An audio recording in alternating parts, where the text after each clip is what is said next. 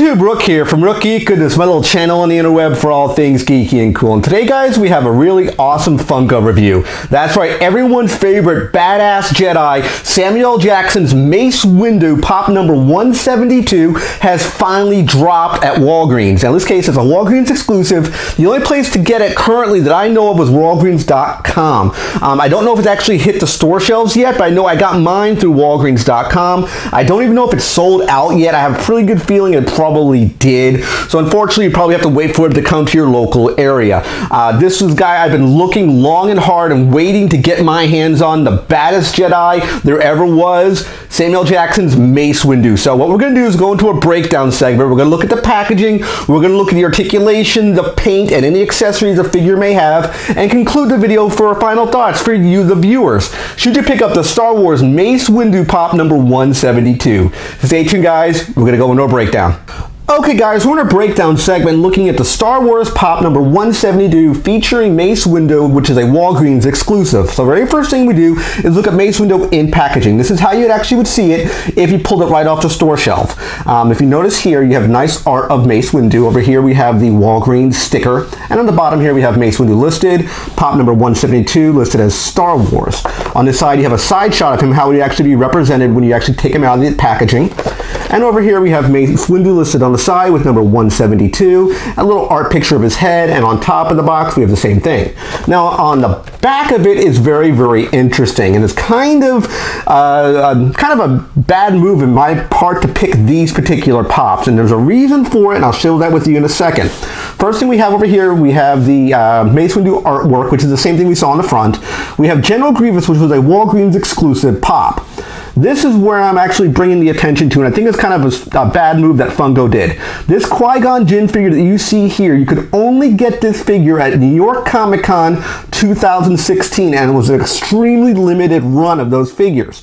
They have not yet re-released this particular version of Qui-Gon Jinn. They made a ghost version of him, which was or ghost or hologram version of him, which you could have gotten at the 2007 Galactic Celebration, the Star Wars convention. But this version that you see here, you could only get it at New York Comic Con 2016, and it was highly, highly, highly limited. I think it was 2,000 pieces, and it goes for over $500 on Pop Price Guide as far as recording of this video goes. So with that being said, what we're going to do is come back from a break, come back from a cut, and I'll take him out of packaging so we actually look at Mace Windu in all his glory. Okay, guys, we got Samuel Jackson's Mace Windu out of packaging, Funko number 172 from the Star Wars line. And I really, really love this particular pop. It looks amazing.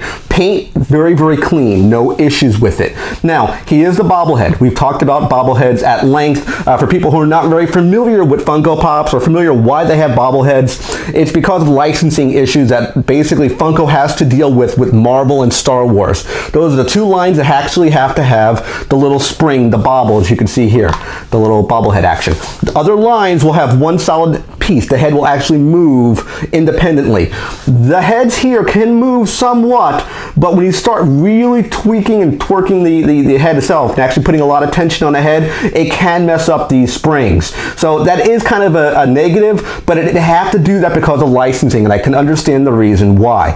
But the badass Jedi himself, Mace Windu, looks amazing here. Now, paint, like I said, is very, very clean. He's in his Jedi robes, as you see me spinning him around here. No blemishes. Everything's pretty solid with the paint. He looks amazing. Now, if you notice, he does have his purple lightsaber. It's a double-handed grip. He's in this kind of attack stance, you know, this kind of wide stance he has here going on.